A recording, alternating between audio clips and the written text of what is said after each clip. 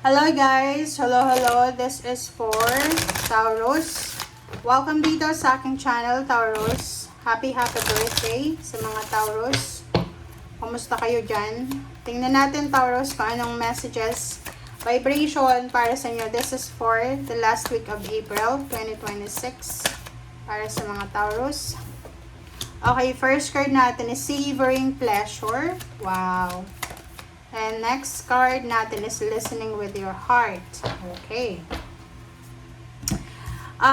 Sinasabi ng bara sa'yo dito, Taurus, na makinig ka daw sa sinasabi ng puso mo. Okay? Ano man yung sinasabi niyan. Makinig ka sa intuition mo. Ang nakikita ko sa'yo dito, na sa linggong ito, you're happy. Emotionally, you're happy. Kasi parang you're enjoying. Nagbabakasyon ka ba ngayon? Birthday celebration mo, or maybe this is your birthday celebration, nagbabakasyon ka ba? Or nag-e-enjoy ka? Parang ganun. You're enjoying with your loved ones or with someone na kinikare mo. So, nakikita ko sa'yo dito na you're enjoying, you're happy, you're contented, you're accomplished, you're satisfied.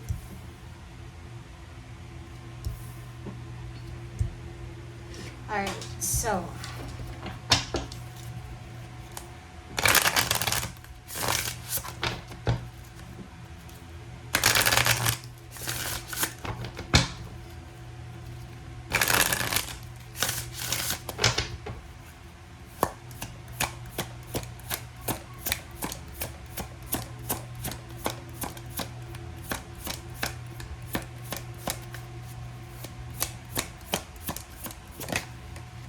okay.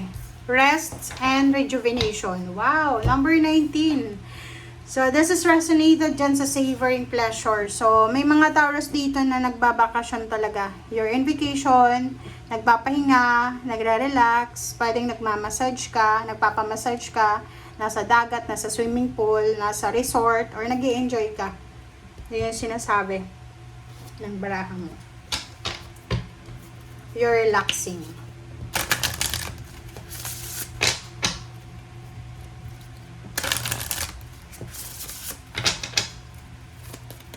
Sorry.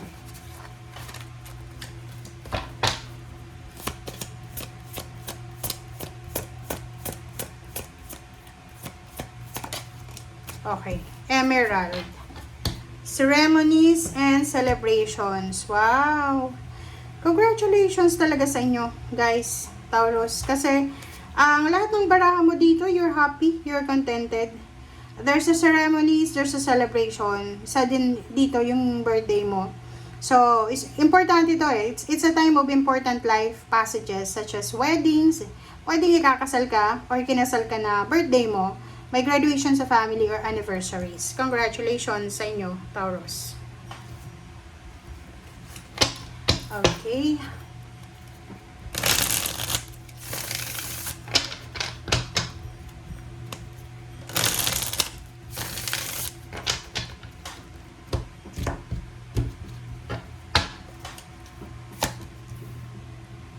Alright, Child of Swords, Explorer of Swords. So this is all emotions. All about news, communication. Puro sword show. So, kung makikita mo dito, Taurus, tingnan mo siya. Child of Swords, Explorer of Swords, Three of Swords. Nakikita ko sa'yo dito na makakatanggap ka ng balita.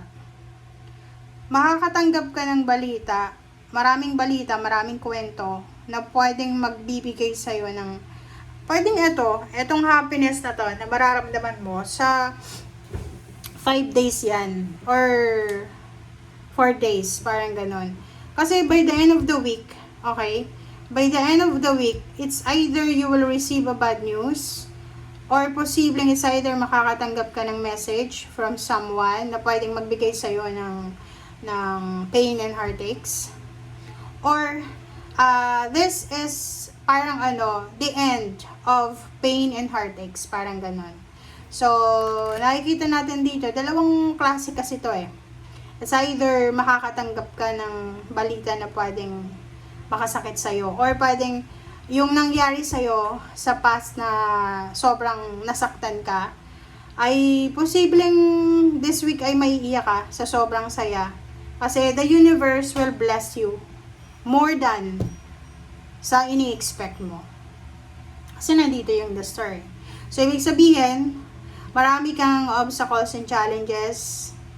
Marami kang pinagdaanan na swords, na pain and heartaches. Marami kang obstacles, troubles, hang-ups na pinagdaanan na pwedeng nagbigay sa'yo ng grudges and resentments.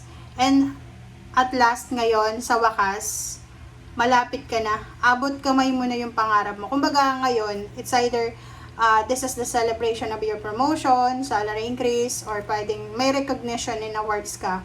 Siguro may speech ka, and medyo maiiyak ka.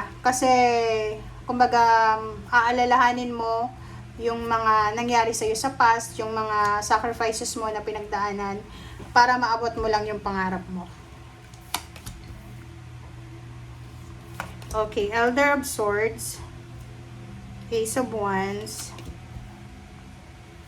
Nine of Pentacles, and Nine of Swords. So, this is 99. Okay, so ilalim mo dito is Hermits and the Moon. So, Four of Wands. Sabi ng baraha sa'yo dito, huwag kang matakot. Huwag kang matakot, Taurus, na hanapin or bumalik sa pamilya mo. So, kung may mga misunderstanding kayo with your parents or siblings, huwag kang matatakot na hanapin or, kumbaga, bumalik doon sa foundation mo. Kasi tingnan mo siya, oh. Kasi mas importante sa iyo yung cups, eh. Diba? Sorry. Sabi ng baraha sa'yo, mas i-prioritize mo daw yung emotions mo, yung family mo, yung foundation mo, or yung root, kumbaga kung saan ka galing. Okay, Elder of Swords, Ace of Wands, Nine of Pentacles, Nine of Swords. So, dito, sinasabi ng baraha sa'yo na this one is for the future siya. Sinasabi ng baraha sa'yo na may darating sa'yo, hindi pa sa ngayon ha, may darating na napaka-importanteng communication, balita, ang posibleng magdadala sa'yo ng sobrang excitement. Pwedeng hindi pa siya ngayong April, pwedeng ngayong May, okay? And ang balitang ito na darating sa'yo, it's a confirmation, and ito ay magdadala sa'yo ng sobra-sobrang financial success. Ito yung mga panahon, like, marirealize mo din eh, parang this week ay, ano ka, tawag dito, mixed emotions to. May mga time na magse-celebrate ka, may mga time na mag-iisip ka kung ano yung nangyari sa past, na parang may isip mo na, you're, parang ano, ang nakikita ko dito parang phoenix rising from the ashes na, ano, na Taurus eh. Kasi marami kang pinagdaanan. It's either na-judge ka,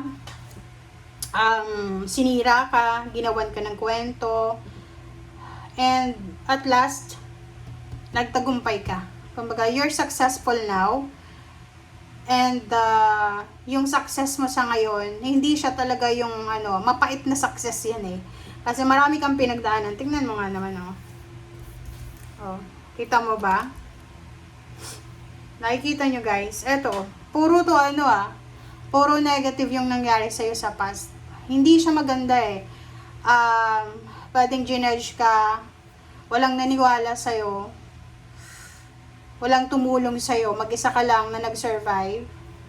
And ngayon, sabi ng baraha, kung ano man ang mangyayari sa ngayon, or kung ano man na blessings ang dumarating sa ngayon, or nangyayari sa ngayon, deserve mo daw yan. Deserve mong maging masaya, kasi ilang beses kang hindi nakatulog dyan, ilang beses kang umiyak, ilang beses kang na-stress, na-depress, ilang beses kang nasaktan, hindi ka kumain, parang gano'n. So, problema ka. So, dito sa barahang to, sinasabi na, this is a fruit of your labor. This is a fruit of your sacrifices. Okay? This is the, parang ano, bunga to ng pagiging matapang mo. Okay?